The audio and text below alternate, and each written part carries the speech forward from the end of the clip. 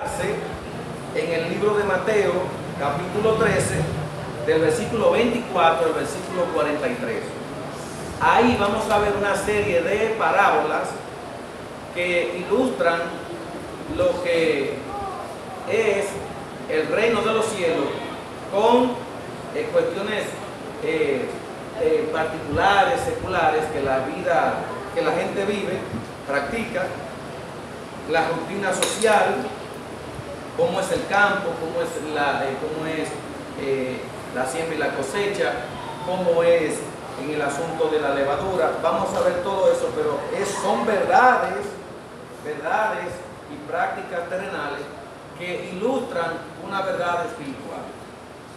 Recuerde que nosotros estamos en una serie de 8 lecciones y hoy vamos por la número 2. La semana pasada estuvimos viendo la esperanza del reino. Vimos cómo Cristo, con su llegada, atrae el reino a la tierra, lo establece, lo inaugura y luego entonces deja a sus discípulos para que estos continúen con la labor creciente del reino de los cielos, que desde la llegada de Cristo, su partida y su regreso, el reino de los cielos va en avance, va en conquista, va en crecimiento. Así que hoy veremos que el reino de Dios crece silenciosamente en medio de un mundo y será plenamente manifestado en el tiempo de la cosecha. El reino de los cielos está actuando, está creciendo, está en avance, está en conquista, pero todavía no ha llegado la consumación, y eso lo veremos en la medida que vayamos viendo el contenido del estudio. El propósito de este tema, las parábolas del reino y el juicio final, es comprender cómo las parábolas del reino revelan su naturaleza presente y futura, fortaleciendo nuestra esperanza y viendo en ello la soberanía de Dios que se mueve en todo el trayecto de principio a fin. Cuando digo de principio a fin me refiero al principio de todas las cosas y al final de las cosas que vemos, porque aquello que no vemos no tiene fin y será por toda la eternidad. Jesús usó las parábolas, que era un medio de enseñanza común y corriente, y que las parábolas no son típicas de las escrituras, sino que eran usadas por cualquier comunidad y cultura de la época para traer enseñanza. Las parábolas revelan los misterios del reino de Dios, y a los que tienen oídos para oír son los que pueden comprenderla. Cuando Jesús hablaba en parábola, en algunas ocasiones los discípulos dijeron: Señor, ¿y por qué a nosotros tú nos hablas, nos dices lo que significan las parábolas? Y a los que no creen, a los que no te reciben, a los demás tú le hablas en parábolas. Eso el Señor dijo: para que oyendo no oigan y viendo no vean. ¿Por qué? Porque era una comunidad, el pueblo de Israel, el pueblo judío, era un pueblo incrédulo. Y a pesar de que Jesús les estaba hablando en un lenguaje que ellos entendían, ellos no quisieron entender. Y a pesar de que Jesús utilizaba ilustraciones que eran típicas de la época, ellos no quisieron verla, porque era un pueblo incrédulo, de dura cerviz, como se dice en el Antiguo Testamento. En Mateo 13 encontramos un conjunto de parábolas, como que muestran el avance y el progreso del reino. Vamos a encontrar la parábola del trigo y la cizaña, vamos a encontrar la parábola de la semilla de mostaza en la hortaliza, y vamos a encontrar la parábola de la levadura, cómo ésta crece, cómo se mueve. Esta visión tiene un matiz escatológico porque fue central en la predicación apostólica y sigue siendo para nosotros hasta el día de hoy la esperanza del creyente. El reino avanza, pero a la misma vez que el reino avanza, que el reino crece, que el reino se multiplica, que la iglesia de Cristo está en conquista, también nos dice que en esa misma proporción vendrá el juicio. El juicio viene y los justos resplandecerán como el sol, florecerán como la palmera. Mientras usted vea que el mundo va como va y que la gente no quiere atender el evangelio, la escritura dice que el justo resplandece, que el justo florece, no por las fuerzas humanas, ni por la inteligencia del hombre, ni por los medios que puede encontrar, sino porque Dios es el centro de la vida de ese creyente y que Cristo, a la misma vez que es el gobierno y es el rey soberano, es el mismo que también va adelante y dirige a su iglesia para alcanzar los propósitos eternos que Él ha determinado en el cumplimiento de los tiempos. Entonces, como usted está ahí ya en Mateo capítulo 13, versículo 24 al 43, usted lo va a tomar y lo va a dejar ahí en su dispositivo, su Biblia, su celular, lo que sea, y vamos a iniciar leyendo estas parábolas que encierran una verdad muy contundente para la vida de la iglesia. Veamos lo que dice entonces el versículo, vamos a ver lo que dice el versículo 24 al 30, dele lectura conmigo. Vaya en su Biblia ahí, con su Biblia, y vaya leyendo conmigo lo que el texto nos va a enseñar en esta noche. Mateo 24, 13 al 30. Les refirió otra parábola diciendo: el reino de los cielos es semejante a un hombre que sembró buenas semillas en su campo. Pero mientras dormían los hombres, vino su enemigo y sembró cizaña entre el trigo y se fue. Cuando salió la hierba y dio fruto, entonces apareció también la cizaña. Vinieron entonces los siervos del padre de familia y le dijeron: Señor, ¿no sembraste buena semilla en tu campo? ¿De dónde pues tiene cizaña? Él les dijo: un enemigo ha hecho esto. Y los siervos le dijeron: ¿quieres que vayamos y la arranquemos? Él le dijo: no sea que al arrancar la cizaña arranquéis también con ella el trigo. Dejad crecer juntamente lo uno y lo otro. ¿Hasta dónde? Hasta la siega. Y al tiempo de la siega yo diré a los segadores: recoged primero la cizaña y atadla en manojo para quemarla, pero recoger el trigo en mi granero. Lo primero que Jesús comienza es diciendo: el reino de los cielos en cada parábola es semejante. Es decir, va a hablar del reino de los cielos, pero va a tomar una práctica de la tierra para ilustrar cómo es el reino de los cielos. Pero no el reino de los cielos que está allá, sino el que se va a establecer aquí. ¿Por qué? Porque si estamos hablando del reino de los cielos allá arriba usted sabe que no se puede sembrar cizaña, porque allá el mal no puede entrar, y cuando intentó entrar, Dios lo erradicó, lo sacó, lo cortó, para que el mal no coexistiera juntamente con el Padre, con el Señor que es santo. Entonces, el reino de los cielos es semejante. Mateo usa esta frase para mostrar que el reino tiene una dimensión presente, es decir, ya iniciado por Cristo, el reino está ahora, está funcionando, está creciendo, está actuando, pero que también tiene una relación futura. A algunos teólogos le llaman a esto el ya sí, es decir, el reino está establecido y el todavía no. Ese no significa que no se ha consumado, que no ha entrado la plenitud, que no está completamente en función. ¿Por qué? porque el mal está coexistiendo con el reino de los cielos aquí en la tierra.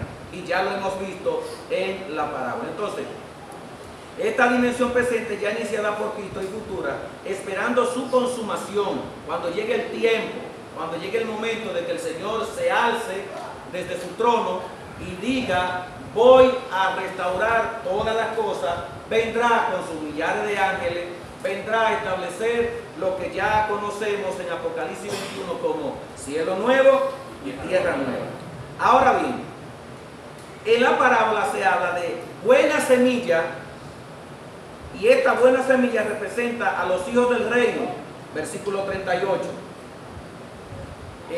Más adelante lo veremos, pero está ahí. Bueno, podemos verlo de ahora mismo. Versículo 38 dice, el campo es el mundo, la buena semilla son los hijos del reino, y las cizañas son los hijos del malo. Es decir, junto con el reino de los cielos, que está siendo presentado figurativamente, representado por la tierra que se siembra para luego obtener una cosecha, y aquí pudiera ser, como lo es el trigo, pudo haber sido otro tipo de cosecha, pero específicamente aquí está hablando del trigo, la hierba que se siembra, que da un fruto, y también entonces viene junto con esa semilla buena, viene la mala. Pero partamos primero de la semilla buena.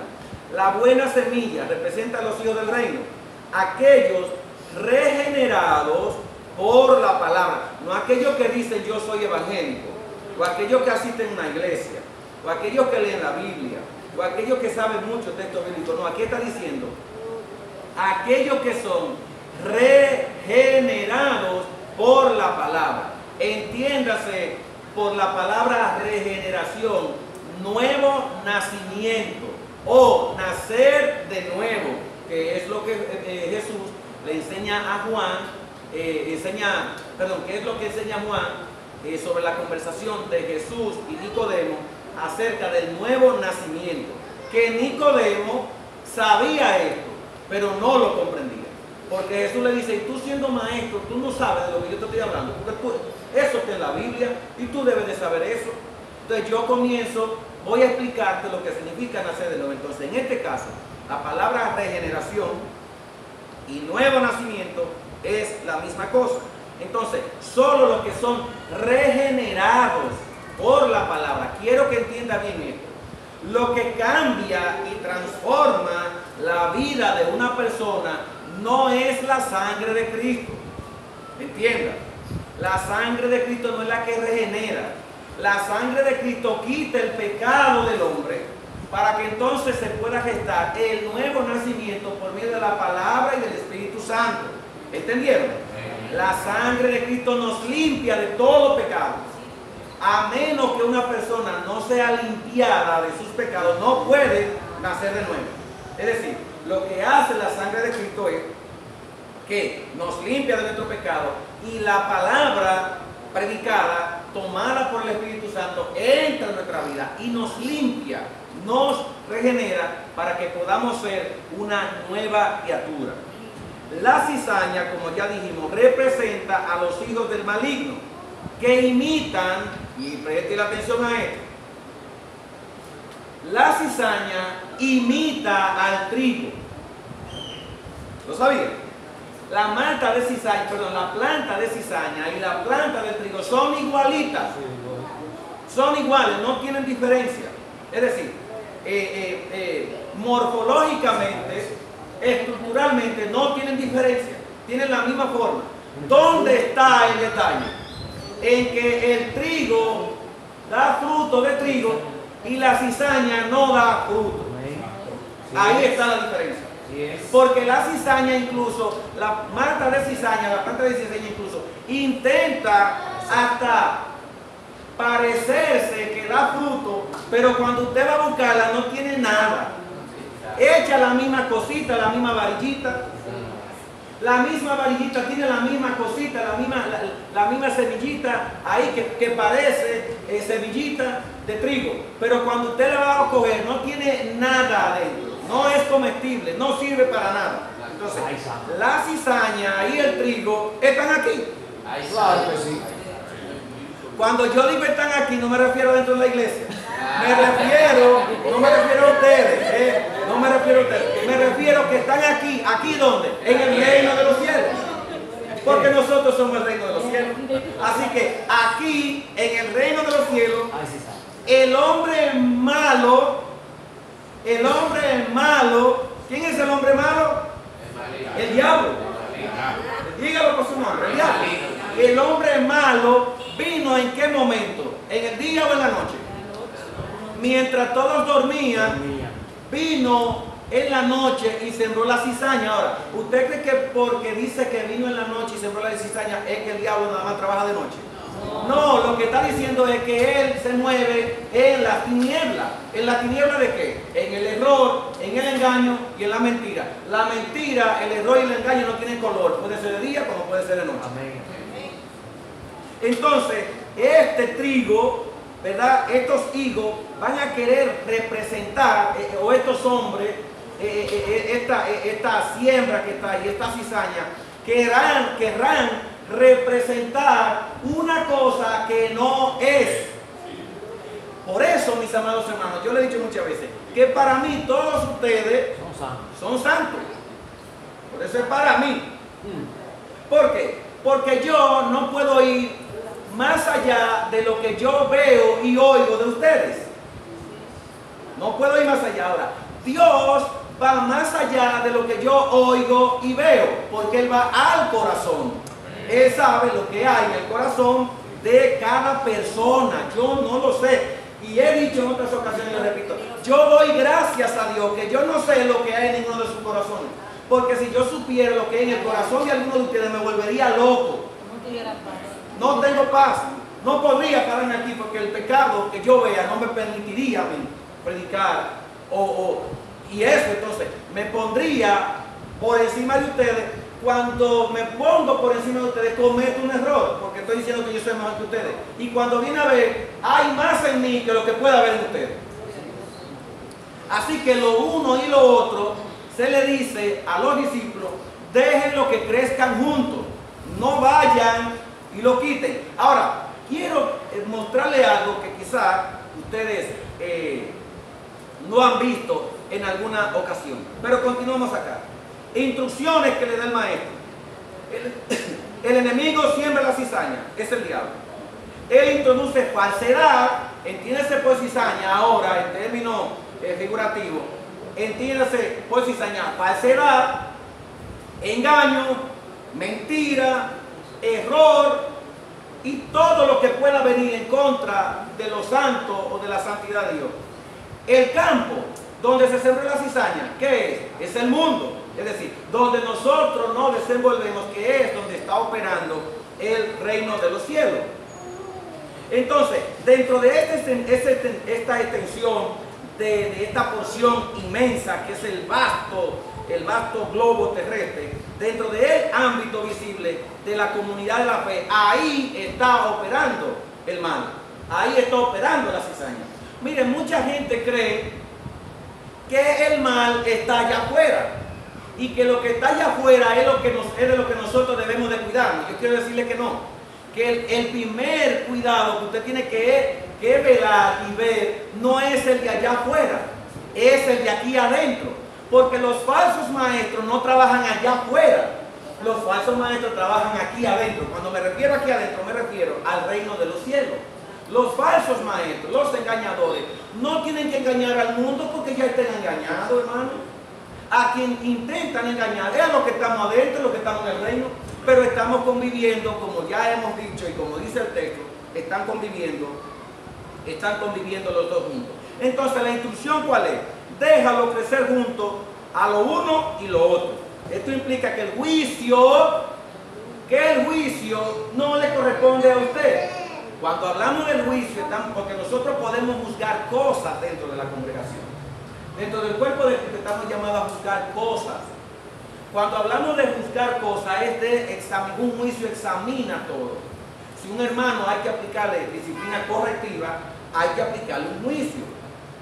Ese juicio conlleva a investigar, a darle la solución que necesita a su problema, a su debilidad, aplicar la disciplina correctiva para que se enderece, que estamos aplicando juicio, pero no un juicio condenatorio, es un juicio correctivo. Ahora, cuando se trata de que déjenlo ahí al trigo y la cizaña, está hablando de que el juicio, quien lo va a ejecutar es el Señor, porque a Él no se le escapa ningún corazón, por más que se oculte y por más que intente revestirse de piel de oveja cuando es un tremendo lobo.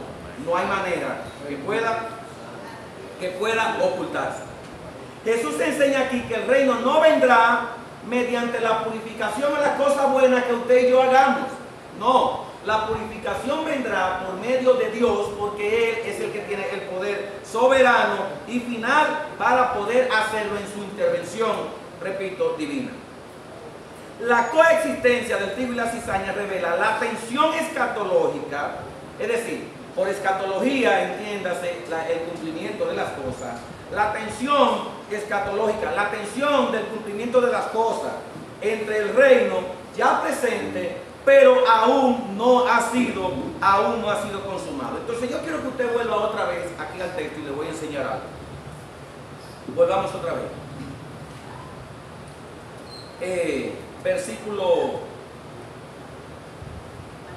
Versículo 30. Mateo 13, versículo 30.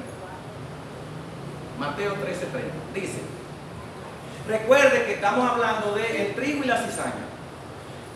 Los discípulos vienen y siembran el terreno, o el padre de familia que representa a los discípulos, el padre de familia representa a los discípulos, o representa al Padre Celestial, siembra el terreno, se van y descansan en la noche, después de un arduo trabajo. En la noche viene un hombre malo y siembra cizaña junto con el trigo. Cuando los discípulos al otro día despiertan y dicen, Señor, hay algo raro, ¿qué pasa?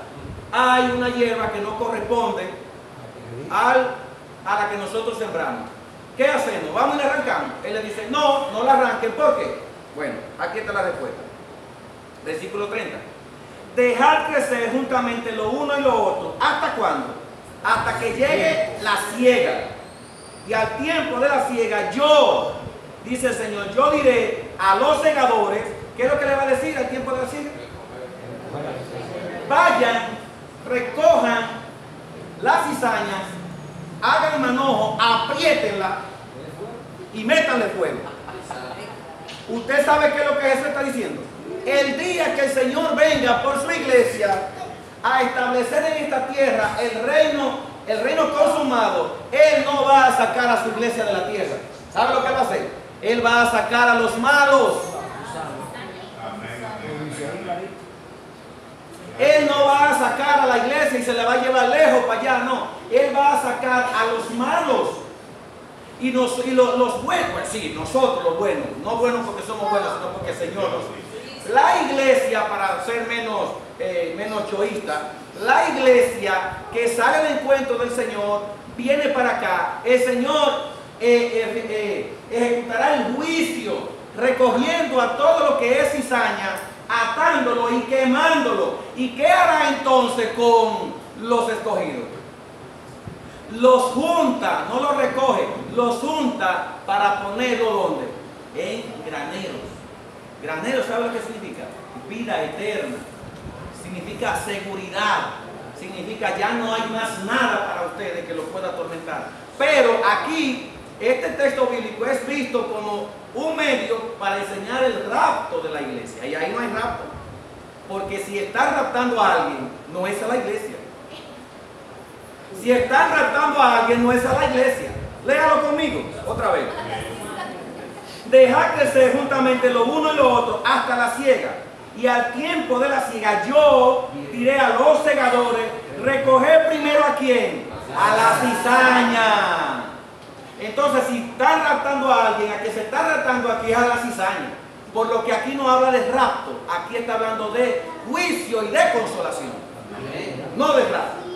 Porque ¿qué le dirá entonces a los que son trigo? Pero, bueno, vamos a leerlo completo.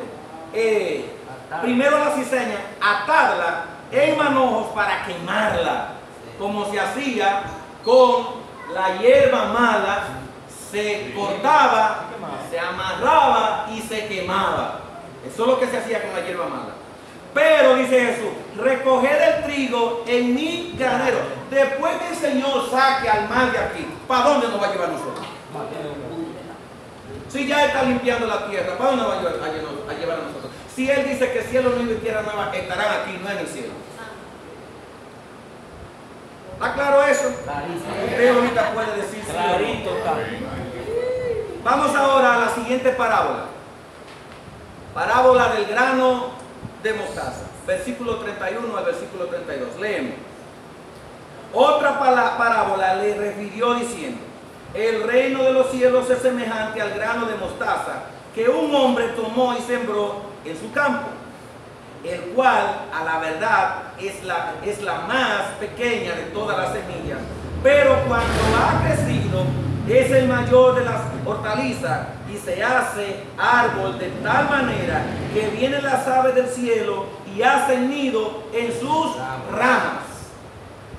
El reino de los cielos comienza de manera pequeña. ¿Sabe con cuántos discípulos comenzó Jesús su reino? ¿Sabe con cuánto? ¿Ah? ¿Con cuánto? ¿Con cuánto? 12. 11. ¿Comenzó con 12? No, Él no comenzó con 12, ni con 3, ni con 4. Con 2. Él comenzó con 1. Él solo. Él solo salió a predicar y en el camino reunió a los 12. Él inició solo. Mire, porque ¿qué está diciendo el texto? El reino de los cielos es como una semilla de mostaza que el hombre toma y la siembra, una sola semilla. ¿Y qué tan grande se hace este árbol? Inmensamente tan grande que las aves del cielo vienen y hacen su nido sobre él. Está hablando, hermano, de la expansión del reino de los cielos. La mostaza comienza como la más pequeña de las semillas cultivadas, pero crece hasta convertirse en un árbol grande. El contraste expresa que el crecimiento desproporcionado del reino comienza con un grupito pequeño, los discípulos, pero se expande hasta cobijar a muchos pueblos. El Señor, miren, cuando el Señor comienza a predicar el Evangelio, le predica a una cantidad enorme de personas. Pero el Evangelio no se expande hasta que Cristo no muere, resucita y asciende a los cielos. Una vez que los discípulos son investidos en Hechos capítulo 2 con el poder del Espíritu Santo, que comienzan a hablar en otro idioma, o no lengua tiki-taka, tiki-taka, tiki-taka, ni baba, no. Idiomas, cuando comienza a hablar idiomas, la gente que estaban ahí alrededor de unas 15 o 18 naciones, 15 o 18 naciones están presentes ahí y todos les escuchan hablar en su propio idioma, que es su propia lengua. A partir de ese momento, hermano, el Evangelio, que estaba solamente circunscrito a la región de Samaria, Galilea, Cesarea y Jerusalén, que estaba solamente ahí y que no se había predicado en masa, sino a pequeños focos que el Señor había predicado, porque su propósito era preparar a la iglesia naciente para que empujara o catapultara el Evangelio para que éste llegara a toda la nación. Hasta que Jesús no se va, esto no ocurre. Así que en Hechos capítulo 2 vemos que ese reino que comienza pequeño, ¿cuántos entraron al aposento alto? ¿Alrededor de cuántas personas? 120. Ya no vemos que después que entran 120 y son investidos con el Espíritu Santo, ese mismo día, pero al otro día en la mañana, cuando son llenos con el Espíritu Santo, ese mismo día ya no son 120. ¿Cuántos son al final del día? Alrededor de unas 3,000 personas, solo en un día. Pero estamos contando con los alrededor de 18 naciones que escucharon el Evangelio. No, sin eso. Porque eso, cuando escucharon el Evangelio, que se convirtieron, se fueron a predicar el Evangelio. Entonces el Evangelio comienza a crecer. ¿Cómo? Como un pequeño granito de mostaza que se siembra hasta convertirse en un gran árbol.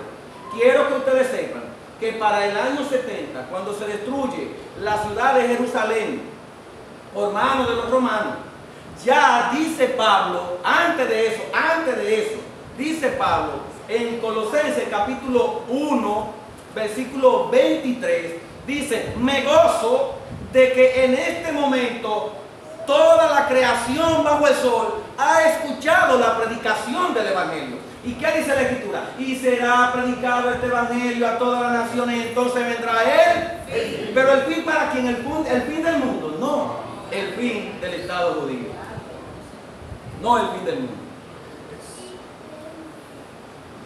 Alaba.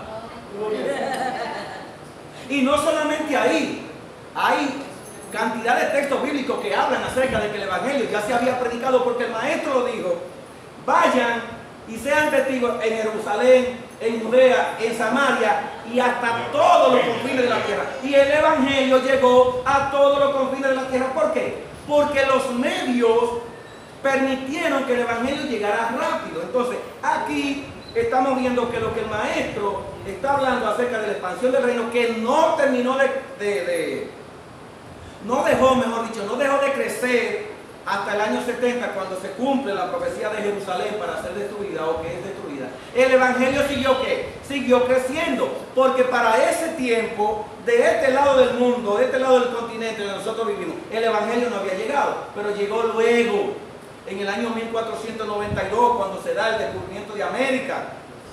Comienza y el Evangelio se expande por todo el mundo hasta darle la vuelta completa al mundo entero. El mundo entero al día de hoy ha conocido, ha escuchado acerca del Evangelio.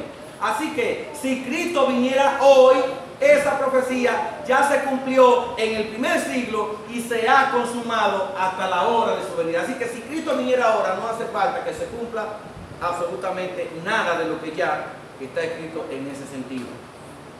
El reino inicia con la obra de Cristo e iría extendiéndose históricamente a través de la iglesia, llenando toda la tierra del conocimiento del Señor. El libro de Habacuc, capítulo 2, versículo 4 habla de esto, 14 habla de esto. Dios ama comenzar con lo pequeño para que cuando crezca nadie dude de que la gloria es de los hombres, sino que la gloria es de Dios. Y la iglesia ha permanecido hasta el día de hoy, y ni imperio, ni dictadores, ni reino, y nada la ha podido detener, ni siquiera el imperio romano pudo detenerla, es porque la iglesia no se sustenta sobre la idea o fortaleza de hombres, sino sobre la roca que es Cristo y su palabra. Avancemos entonces a la tercera parábola, versículo 33. Dice: otra parábola les digo: el reino de los cielos es semejante a la levadura que tomó una mujer, y escondiendo entre medidas de harina hasta que todo fue leudado. La levadura representa la influencia de la predicación del reino de los cielos en el corazón de los hombres para transformarlo y que estos puedan pertenecer al reino. Así como una pequeña porción cambia. No sé cuánto han tenido contacto con la masa, ver crecer la masa cuando le echan la levadura. No sé cuánto lo he podido ver, pero yo lo he podido ver. Yo no he trabajado en panadería, pero sí he estado en supermercados donde se hace pan. Y usted ve que ese pan que usted se come, no fue ese pan que entraron al horno. Entraron un pedacito de harina como así. Pero ese pan, cuando amasan esa harina, ese pan hace así, comienza a crecer. Y cuando le dé el calor, comienza a crecer aún mucho más. ¿Qué es lo que hace el Señor? Lo que está refiriendo la parábola de la levadura. Ahora escuchen, hay dos maneras de ver en la levadura. La levadura como buena y la levadura como mala. Porque el mismo Señor dijo: cuídense de la levadura de los fariseos, de los escribas y fariseos, cuídense de ella. ¿Por qué? Porque hay una que leuda para bien y otra que leuda para mal. En este caso, la levadura que está tratando aquí es acerca del reino de los cielos. El Evangelio transforma la cultura, los corazones y las naciones, no desde afuera, sino desde adentro. No es con apariencia, no es con mucha cosa bien linda, bien organizada, que es bueno. No, es desde adentro que comienza el cambio, la transformación, y esta entonces se puede reflejar hacia afuera. Recuerden, hay muchos que dicen, no, porque Dios no come, Dios no mira lo que hay afuera, Dios mira lo que hay adentro. Así que mi corazón puede estar santo, pero mi cuerpo puede estar endiablado. No, hermano, no. Lo que hay adentro es el reflejo, o mejor dicho, lo que hay afuera es el reflejo de lo que hay adentro. Así que usted, si intenta vivir una cosa por dentro y otra por fuera, hermano, no. Lo que usted vive adentro debe de reflejarse afuera. Y esto se expresa muchas veces cuando la gente habla acerca de la vestimenta, y yo estoy de acuerdo con ellos. Por ejemplo, esto no tiene que ver nada con el tema, pero quiero tomarlo rapidito así. Por ejemplo, cuando se habla de la parte de afuera, es que, por ejemplo, una mujer, un hombre, puede andar como le dé la gana. Lo importante es que el Señor ha limpiado mi corazón. No. Si tu corazón está limpio, tu mente también es limpia. Amén. Por tanto, tu mente y tu corazón tienen que decirte cómo tú debes de comportarte afuera, lo que se vea, lo que habla, lo que hace. Todo eso es el reflejo de lo que hay adentro. Así que no se trata solamente de que el Señor come corazones, el Señor también se come el cuerpo entero. Así que la Biblia dice bien claro, en términos figurados, porque Él no se come los corazones y el cuerpo entero. Es para aquellos que dicen que el Señor solamente ve el corazón. En términos figurados, lo que estamos diciendo es que de la misma manera como el Señor te transforma y te cambia adentro, así debes de andar afuera. Lo que sea que ustedes, mujeres, se vayan a poner, sea una falda, un pantalón o un vestido, cualquier cosa, la Biblia es clara cuando dice cómo debe de ponérselo. Debe de ponérselo con pudor y modestia. No enseñando más allá de lo que tiene que enseñar y tampoco aparentando más allá de lo que usted es. El pudor es no enseñar más allá de lo que tiene que enseñar. Y la modestia tiene que ver con no aparentar lo que usted no es. Lo dejo ahí. El teólogo Samuel Pagan resalta que la levadura no actúa con estridencia, sino con constancia. Una imagen del poder invisible del Espíritu Santo obrando en la historia, a través de la historia, en los corazones del hombre. Así que teológicamente esto subraya que el reino crece no por fuerza. Es decir, alguien se convierte en el Evangelio, no es obligado, no es a punta de pistola o a filo de espada como en la antigüedad. No. Esto es no con espada, ya lo dice Zacarías, capítulo 4, versículo 6. No es con espada, ni es con ejército, es con su Santo Espíritu. Prediquemos la palabra insistentemente, hablemos con la gente insistentemente, pero el que se encarga de cambiar los corazones es el Espíritu Santo de Dios. No usted ni yo. Ahora vamos a la explicación de la parábola. Versículo 36 al 43. Leemos. Entonces, despedida la gente, entró Jesús en la casa y acercándose sus discípulos, le dijeron, explícanos la parábola de la cizaña y del campo. Respondió él, les dijo, el que siembra la buena semilla es ¿quién? El Hijo del Hombre. El campo es el mundo. La buena semilla son los hijos del reino. Y la cizaña son los hijos del diablo. No, otra traducción dice el diablo. El enemigo que la sembró, es el diablo. La siega es el fin del siglo. Por fin del siglo, entiéndase, el fin del mundo. Y los segadores son ¿quiénes? Los ángeles. De manera que como se arranca la cizaña y se quema en el fuego, así será el fin de este siglo. entiéndase por el fin de este siglo, el mundo, el fin de las cosas, tal cual como la vemos. Ahora estamos viviendo lo que se conoce el presente siglo malo. Pero Pablo dice y habla, me parece que en el capítulo 3 o 4 de Gálatas, dice que esperamos la consumación del siglo venidero.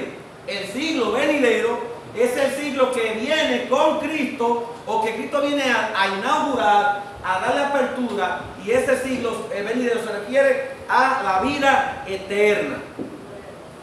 Seguimos. Enviará el Hijo del Hombre a sus ángeles y recogen de su reino. Escuche bien otra vez, para que usted entienda que no es que nos vamos de aquí, es que nos van a limpiar de todo lo malo de aquí. Amén. Otra vez, lea otra vez. Lea, versículo 41.